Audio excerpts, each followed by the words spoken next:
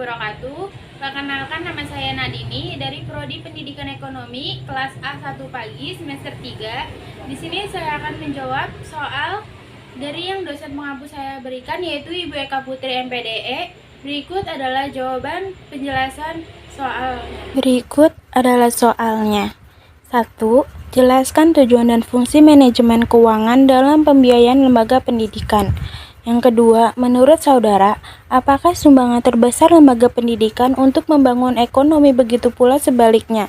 Dan jelaskan, menurut saudara, apakah saja indikator yang dapat digunakan untuk mengukur keberhasilan pendidikan, dan apa saja faktor-faktor yang mempengaruhi keberhasilan pendidikan tersebut?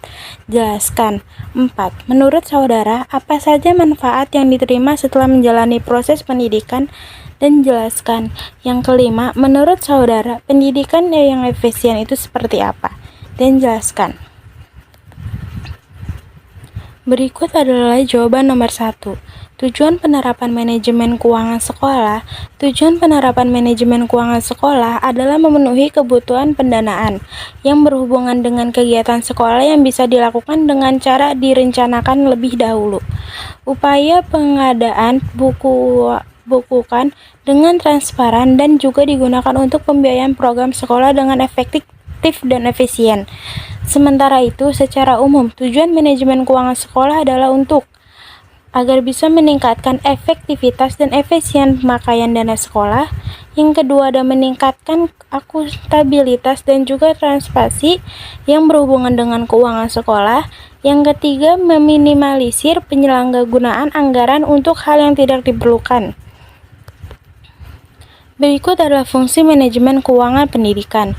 Fungsi manajemen pendidikan ini meliputi perkiraan, pengambilan keputusan, perorganisasian, kontrol, sehingga pengawasan. Beberapa fungsi ini harus diterapkan oleh setiap lembaga pendidikan, terutama lembaga pendidikan formal. Dengan begitu, sistem pendidikan yang dijalankan dapat bekerja secara teratur dan terarah. Jawaban nomor 2.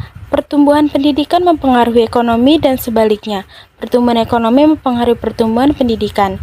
Di negara-negara maju, perhatian pemerintah pada pembangunan sektor pendidikan sangat besar. Misalnya, komitmen politik anggaran sektor pendidikan tidak kalah dengan anggaran sektor lain, sehingga keberhasilan investasi pendidikan berkorelasi dengan kemajuan pendidikan makronya. Belajar dari beberapa negara maju, pemerintah Indonesia harus mengambil langkah-langkah strategi upaya dalam membangun pendidikan nasional.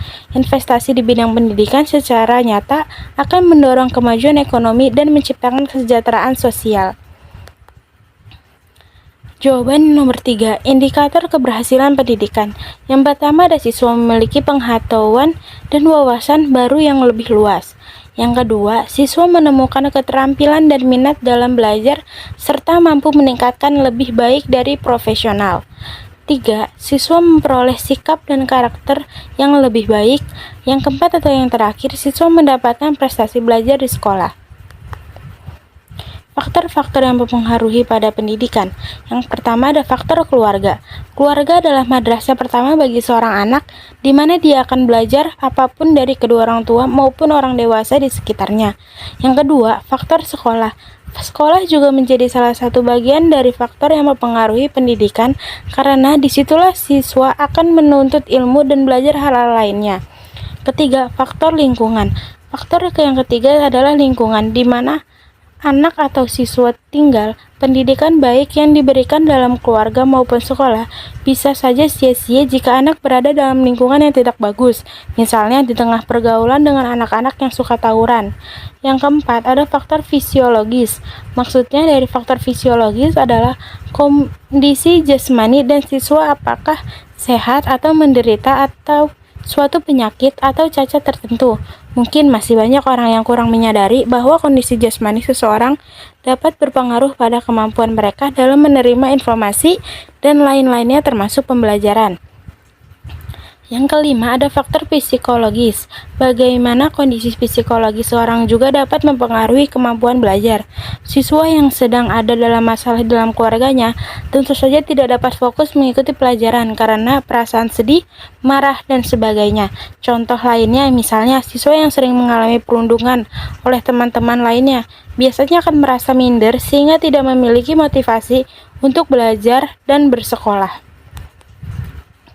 Jawaban nomor 4, manfaat pendidikan. Yang satu, mengurangi kemiskinan. Manfaat pendidikan pertama adalah untuk mengurangi angka kemiskinan. Banyak anak yang hidup dalam kemiskinan dan tidak memiliki akses pendidikan dasar. Inilah mengapa kurangnya pendidikan dianggap sebagai penyebab utama kemiskinan. Yang kedua, mengurangi tindakan kejahatan. Manfaat pendidikan dapat membutuhkan rasa benar dan salah dalam diri seseorang, dan biasanya menanamkan rasa seorang pada kemasyarakatan.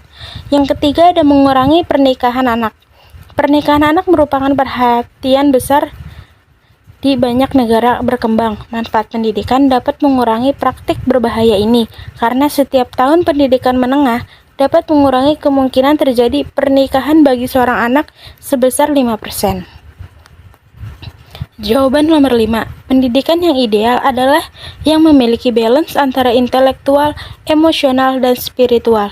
Jika diperlebar, maka bukan hanya berfokus kepada yang dididik atau siswa saja, melainkan contoh baik yang terlebih dahulu dipupuk kepada siapa yang mendidik atau guru. Sekian menjawab soal dari saya. Bila ada kesalahan kata saya mohon maaf. Wabillahi taufiq wal hidayah. Wassalamualaikum warahmatullahi wabarakatuh.